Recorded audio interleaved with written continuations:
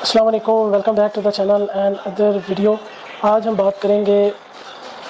Pakistan election commission کی جانب سے جاری کردہ پاکستان تحریک انصاف کے خلاف جو کیس چل رہا تھا 8 سال سے فارن فنڈنگ کا، اس حوالے سے آج فیصلہ جاری کر دیا گیا اور یہ ایک متفقہ فیصلہ تھا، اور اس فیصلے میں متفقہ طور پر پاکستان تحریک انصاف پر ممنوع فنڈنگ کا الزام عائد کر دیا گیا ہے، یا آپ یہ کہہ سکتے ہیں کہ آج فرد جرم عائد کر دی گئی ہے پاکستان تحریک انصاف پر کہ وہ ممنوع فنڈنگ لیتی رہی ہے بحیثیت ایک بہت بڑی جماعت، پاکستان کی پولیٹیکل سیاسی جماعت غیر ملکیوں سے فنڈ لیتی رہی ہے۔ الیکشن کمیشن کے جاری کردہ فیصلے کے مطابق پاکستان تحریک انصاف نے 351 کمپنیوں سے غیر ملکی، جس میں آسٹریلیا کی کمپنی، جس میں برطانیہ کی وٹن کرکٹ لمیٹڈ کمپنی، جس سے 21,21,000 ڈالر یا پاؤنڈ کہہ سکتے ہیں، وہ فنڈ وصول کیا، جس میں شیخ نہان جو کہ دبئی کے اس وقت وزیر ہیں، اس وزیر سے بھی فنڈ وصول کیا گیا، جو کہ پاکستان کے آئین کے مطابق ممنوع فنڈنگ میں آتا ہے کہ آپ کسی بھی پاکستان میں سیاسی ایکٹیویٹی رکھتے ہوئے کسی غیر ملک کی کمپنی یا غیر ملکی سربراہان سے فنڈ وصول کرتے ہیں، وہ آئین اور قانون کی روح سے ایک جرم ہے، اور اس جرم کی سزا پارٹی کی تحلیل یا سمبل واپس بھی ہو سکتا ہے۔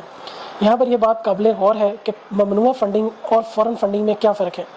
آئین میں درج ہے ممنوع فنڈنگ اور فورن فنڈنگ ایک ہی الفاظ کے دو پہلو ہیں یا رخ ہیں، جبکہ پاکستان تحریک انصاف اس کو ممنوع فنڈنگ تو قرار دے رہی ہے، فورن فنڈنگ قرار نہیں دے رہی۔ اب یہاں پر یہ بات قابل غور ہے کہ شیخ نہان جو کہ دبئی کے وزیر ہیں، سٹنگ وزیر ہیں اس وقت، وہ پاکستان تحریک انصاف کو فنڈ کیوں دے رہے تھے۔ کچھ لوگ یہ بتاتے ہیں،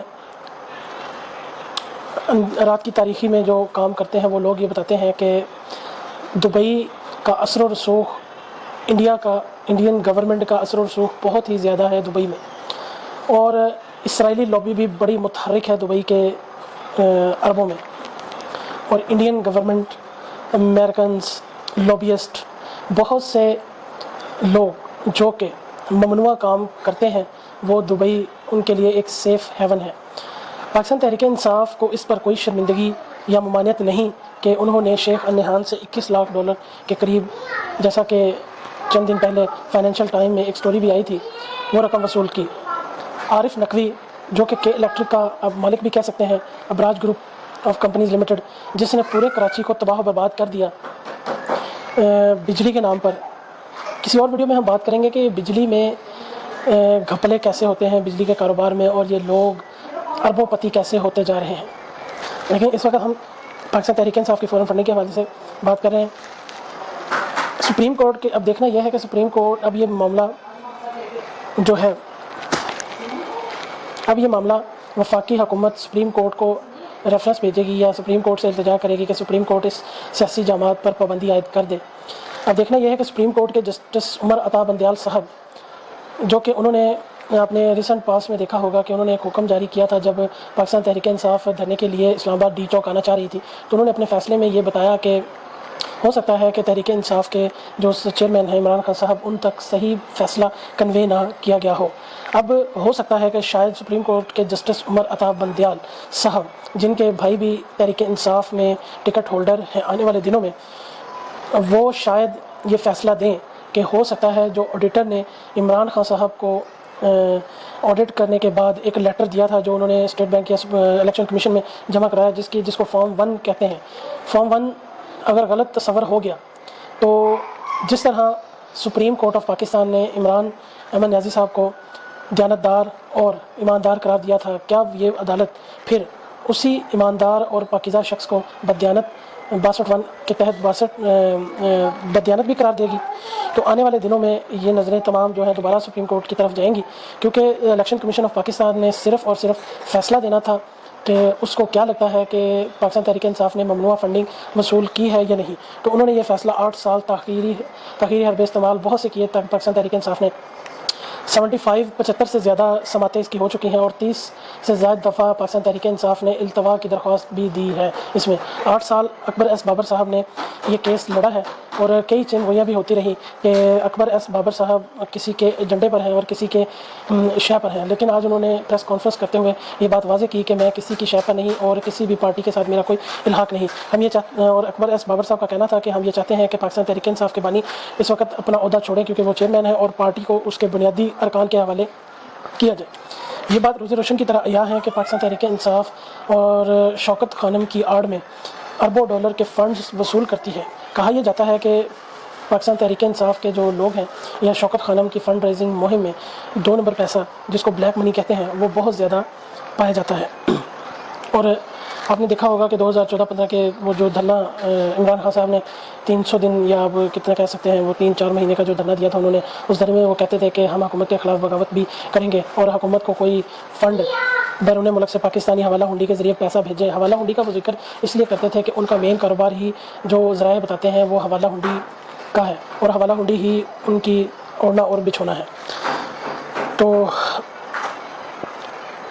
آج کے الیکشن کمیشن کے فیصلے کے مطابق 34 غیر ملکی شہریوں نے، جس میں انڈیا، اسرائیل، امریکی اور جیسا کہ ہم پہلے ذکر کر چکے ہیں UAE کے لوگوں نے بھی فنڈ دیے ہیں۔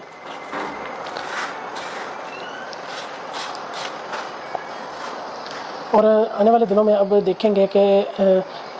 یہ صرف باتیں اور دعوے ہی رہتے ہیں وفاقی حکومت کی جانب سے کہ وہ اس کے خلاف کوئی سخت کارروائی کا عندیہ دیں گے یا سپریم کورٹ صرف ہوا میں ہی بات رکھے گی اور سپریم کورٹ یہ کہہ کر اس کیس کو فارغ کر دے گی کہ یہ تو آڈیٹرز کی غلطی ہے، اس میں کچھ نہیں، 8 سال قوم کا وقت ضائع کیا گیا۔ اگر یہ سب کچھ ہوتا ہے تو اس وقت پاکستان کے حالات کے مطابق یا جو حقائق ہیں اس کے مطابق پاکستان کے ساتھ یہ عہدوں پر بیٹھے ہوئے لوگ بہت ہی بددیانتی سے کام لیں گے اور بدنیتی جو کہ ان کے فیصلوں سے پہلے ہی عیاں ہیں، لیکن آنے والے دنوں میں دیکھتے ہیں، ہم کسی پہ رائے قائم نہیں کرتے لیکن آنے والے دنوں میں دیکھتے ہیں کہ یہ اونٹ کس کروٹ بیٹھتا ہے اور کیا پاکستان تحریک انصاف جس نے ممنوع فنڈنگ وصول کی ہے اس فنڈ کو یہ تو الیکشن کمیشن نے اعلان کر دیا ہے کہ اس فنڈ کو ہم ضبط نہیں کریں گے، فنڈ واپس نہیں لیں گے، اس کا تحریک انصاف کو جواب دینا پڑے گا اور یہ جواب کی کیا صورت ہوگی یہ اب وقت بتائے گا، کیونکہ اس میں پاکستان تحریک انصاف نے بہت ہی حربے استعمال کیے تھے، کیونکہ عمران خان صاحب کو معلوم تھا، ان کو اپنے اس کیس کی نوعیت کا علم تھا، بخوبی علم تھا کہ میرے ساتھ اس کیس میں کیا ہو سکتا ہے۔ تو آنے والے دنوں میں تمام نظریں جو ہیں اب الیکشن کمیشن سے ہٹ کر وفاقی حکومت، کیونکہ یہ اب کیس جائے گا انٹیریئر منسٹر جو کہ اس وقت رانا ثناء اللہ صاحب ہیں، چونکہ رانا ثناء اللہ صاحب کے ساتھ پاکستان تحریک انصاف کا تعلقات کوئی زیادہ اچھے نہیں ہیں، ان کے خلاف پاکستان تحریک انصاف کے شہریار افریدی سو کالڈ جان اللہ کو دینی ہے، انہوں نے ایک کیس بھی درج کیا تھا جس میں ہیروئن کا کیس تھا اور ان کو موت کی چکی میں رکھا گیا تھا۔ تو دیکھتے ہیں اب رانا ثناء اللہ صاحب اس پر کیا پیش قدمی کرتے ہیں، یا اسٹیبلشمنٹ یا اندرون خانہ جو سپورٹ حاصل ہے اس وقت پاکستان تحریک انصاف کو 4 سال ملک کی بربادی اور تباہی کرنے کے بعد بھی جن لوگوں کو عمران خان صاحب کپتان اچھے لگتے ہیں اور یہ سمجھتے ہیں وہ لوگ کہ کپتان ہی تمام مسائل کا حل تلاش کرنے والا ایک واحد سیاستدان ہے، دیکھتے ہیں ان کا اثر چلتا ہے یا پاکستان میں آئین اور قانون کی سربلندی ہوتی ہے۔ تو آنے والا وقت بہت اہم ہے پاکستان تحریک انصاف کے لیے اور پاکستان کی 23-24 کروڑ عوام کے لیے کہ وہ سپریم کورٹ کی طرف دیکھ رہے ہیں کہ سپریم کورٹ صرف چند ایک فیصلے میں ہی آئین اور قانون کی بالادستی چاہتی ہے یا عدلیہ کا معیار اتنا گر چکا ہے کہ لوگوں کو بینچ دیکھتے ساری اس کے مطلب کہ اگلے لمحے پتہ چل جاتا ہے کہ فیصلہ کیا آئے گا۔ اور ایک یہاں پہ یہ بات بھی قابل غور ہے کہ یہ فیصلہ سپریم کورٹ کے اب 3 رکنی بینچ جسٹس عمر عطا بندیال اور جسٹس اعجاز الاحسن اور جسٹس منیب اختر ہی اکیلے نہیں کریں گے، اس پر فل کورٹ بیٹھے گا۔ جب فل کورٹ بیٹھے گا تو تمام ججز، تمام سپریم کورٹ اس پر فیصلہ دے گی، تو ہو سکتا ہے کہ پاکستان میں یہ آئین اور قانون کی بات ہو، نہ کہ چہروں کی بات ہو، نہ کہ نظریہ ضرورت کی بات ہو۔ تو آنے والے دنوں میں دیکھتے ہیں، 1 مہینے کا ٹائم ہے، تقریباً ایک 1.5 مہینے کا ٹائم ہے، 1.5 مہینے میں مزید وفاقی حکومت اور سپریم کورٹ کیا اس معاملے میں کرتے ہیں۔ تو سب کی نظریں اس وقت وفاقی حکومت اور سپریم کورٹ پر ہیں کہ وہ کیا کوئی کسی 2 نمبری سے کام لیتے ہیں یا واقعی آئین اور قانون کی سربلندی کے لیے اپنا کردار ادا کرتے ہیں۔ Thank you.